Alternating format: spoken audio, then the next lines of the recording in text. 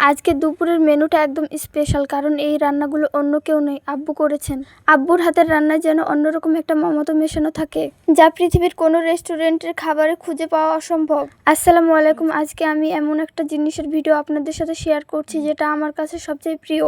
আমাদের বাড়িতে রান্না বান্না মানেই যে শুধু মা বা আমি তা কিন্তু নয়, আমাদের বাড়িতে কিন্তু আব্বুর হাতের রান্নারও ফ্যান সবাই। দেখুন তো আজ আব্বু কি চমৎকার করে সম্বারা রান্না করেছেন। আব্বু যখন রান্নাঘরে ঢোকেন তখন পুরো বাড়িতে একটা দারুণ ঘ্রাণ ছড়িয়ে পড়ে। আমি খেয়াল করেছি আব্বুর মধ্যে যে ধৈর্য আর ভালোবাসা থাকে তা বোধহয় রান্নার আসল স্বাদ বাড়িয়ে দেয়। ছোটবেলা থেকে দেখে আসছে আব্বু যখন সময় পায় আমাদের জন্য স্পেশাল কিছু একটা রাঁধেন। আজকেও তার ব্যতিক্রম হলো না। আমার মনে হয় পৃথিবীর সেরা শেফরা হয়তো অনেক নামি দামি রেস্টুরেন্টে থাকতে পারে, বাট আমার কাছে আমার আব্বুই বিশ্বের সেরা রাঁধুনি। আব্বুর হাতের এই রান্নাটা আপনাদের সাথে শেয়ার করতে ইচ্ছে হলো।